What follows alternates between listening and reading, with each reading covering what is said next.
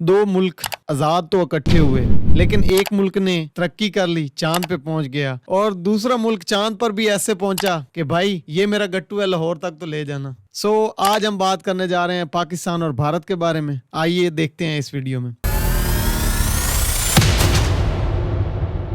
अस्सलाम वालेकुम नाजरीन, आप देख रहे हैं रिजवान हैदर ऑफिशियल और मैं हूं रिजवान हैदर। आज हम बात करने जा रहे हैं भारत के कुछ हैरान कुन हकायक के बारे में कि भारत कहां पहुंच गया और आज हम किस मकाम पर खड़े हैं। मैं आपको बताता चलूं कि हिंदुस्तान का कुल रकबा तकरीबन 3.28 मिलियन मुरब्बा किलोमीटर है, जिसमें इंडिया फैला हुआ है। इंडिया भी 15 अगस्त को बरतानिया की गुलामी से आज़ाद हुआ। उसी दिन पाकिस्तान भी बरतानिया की गुलामी से आज़ाद हुआ, जिसमें कैद आज़म मोहम्मद अली जिन्नाह का बहुत बड़ा किरदार था और हिंदुओं के भी कुछ लोग थे जिनका बहुत बड़ा किरदार था, जिसके बाद हमें आज़ादी मिली। दुनिया का सबसे बड़ा रेलवे स्टेशन या दुनिया का सबसे बड़ा रेलवे सिस्टम अगर आप देख लें, और प्रॉफिटेबल जो रेलवे सिस्टम है वो इंडिया के पास है, जिसमें तकरीबन 1.2 मिलियन लोग मुलाजमत करते हैं। हिंदुस्तान दुनिया के अमीर तरीन लोगों की लिस्ट में भी तीसरे नंबर पे आता है, जिसमें टाटा, अंबानी और ऐसे बहुत सारे नाम आते हैं। जबकि अगर पाकिस्तान में देखा जाए तो हमारे पास सिर्फ रियल एस्टेट बिजनेसमैन है जो कि हमारी जमीनें खरीद कर सस्ते दामों पर और महंगे दामों पर बेचे जा रहे हैं और हमारी फसलें खत्म किए जा रहे हैं। हमारे पास सिर्फ वही बिजनेसमैन है, हमारे पास कोई अच्छा बिजनेसमैन नहीं है, क्योंकि जो अच्छे बिजनेसमैन थे, जो इंडस्ट्रियल थे, हमने उन पर इतना एक टैक्स लगाया या उनको इतना एक तंग किया या हमने नेशनलाइज करने के लिए इतनी एक दो नंबरियां लगाई कि उनको मुल्क छोड़ने पर मजबूर कर दिया। और अगर कुछ मुल्क छोड़कर नहीं गए तो उनके लिए हमने गैस, डीजल, पेट्रोल इतना एक महंगा कर दिया या कर्जे के हमने इतने कमबार लगा दिए कि उन बेचारों की इंडस्ट्रियां बंद होने पर ही खत्म हो गई। एक बार बंद होने के बाद वो दोबारा अपनी कमर सीधी नहीं कर पाए। हिंदुस्तान दुनिया को 70% मसाला जात जो हम फूड में इस्तेमाल करते हैं या किसी भी कुकिंग की चीज में इस्तेमाल करते हैं, 70% जो मिसाले हैं वो हिंदुस्तान की तरफ से जा रहे हैं, 70% मिसाले। लेकिन पाकिस्तान की तरफ से क्या जा रहा है? पाकिस्तान की तरफ से कुछ ही नहीं जा रहा। पाकिस्तान की तरफ से हमेशा से एक कटोरा जाता है जो उठा के हम चलते हैं कि हमें भीख दे दें। कटोरा लेकर घूमोगे,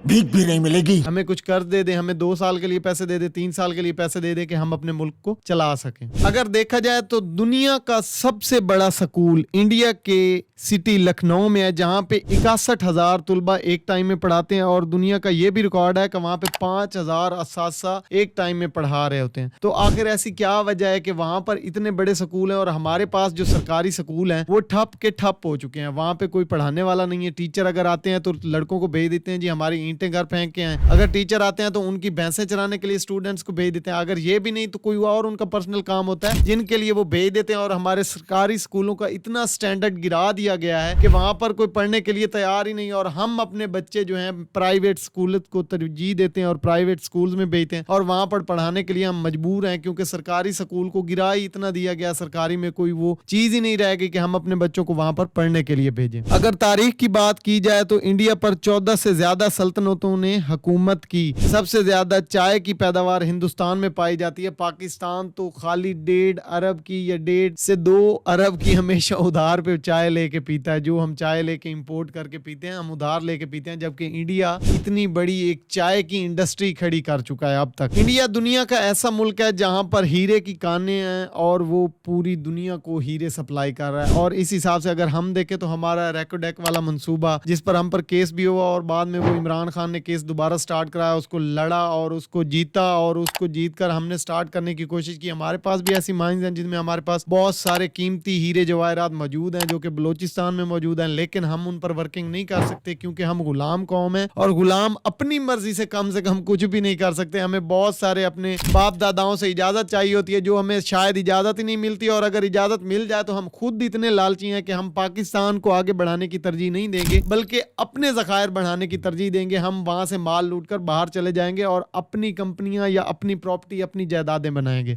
ताजमहल, जैसा कि ताजमहल इंडिया में मौजूद है, हर साल 6 से 7 मिलियन लोग वहां पर विजिट करते हैं और उनकी इस हिसाब से वो एक बहुत बड़ा हब बन चुका है आमदन का और बहुत बड़ा जरिया बन चुका है आमदन का। आखिर जो बंदा इंडिया में आता है, 6 से 7 मिलियन लोग जो आते हैं वो वीजा लेकर आते हैं, वो पैसे लगा कर आते हैं, फ्री ऑफ कॉस्ट तो नहीं आते। ऐसी बहुत सारी जगह, ऐसे बहुत सारे मकाम हमारे पास पाकिस्तान में मौजूद है। K2 मौजूद है, ऐसी बहुत सारी चीजें हैं जो लोग विजिट करना चाहते हैं। ये हमारे इलाका जाते हैं नारायण कागान वाली साइड पे, वहां पे लोग विजिट करना चाहते हैं, लेकिन हमारे सिक्योरिटी के इतने इशू होते हैं कि लोग आने से डरते हैं। कुछ लोग हैं जो हिम्मत करके आ जाते हैं और वो पाकिस्तान का पॉजिटिव फेस भी दिखाते हैं, लेकिन कुछ हमारे हमारे जैसे निकम्मे लोग, हमारे जैसे बेवकूफ लोग उन आए हुए लोगों के साथ ज्यादतियां करते हैं या उनके साथ कुछ भी गलत करते हैं या उनको कुछ गलत चीज दे देते हैं, तो वो नेगेटिविटी फैलती है और हमारे मुल्क का नाम भी खराब होता है। हिंदुस्तान में 38% लोग सब्जी खाते हैं, जो कि एक तरजीह देते हैं कि गोश्त खाना उनके यहाँ रिवाज भी नहीं है और वो गोश्त खाने को गलत समझते हैं कि गऊ माता जो है या गोश्त किसी भी चीज का बन रहा है तो वो उसको तरजीह नहीं देते, क्योंकि वो लोग समझते हैं कि ये हराम है। जबकि हम लोग गोश्त खाकर हराम खोर हो जाते हैं और वो सब्जियां खाकर। और दुनिया की सबसे बड़ी अगर देखी जाए तो जो मीट की इंडस्ट्री है, जो गोश्त सप्लाई करने की इंडस्ट्री है, वो इंडिया की है। इंडिया की पहले दूसरे नंबर पर आ रही है, बाकी सब पीछे हैं।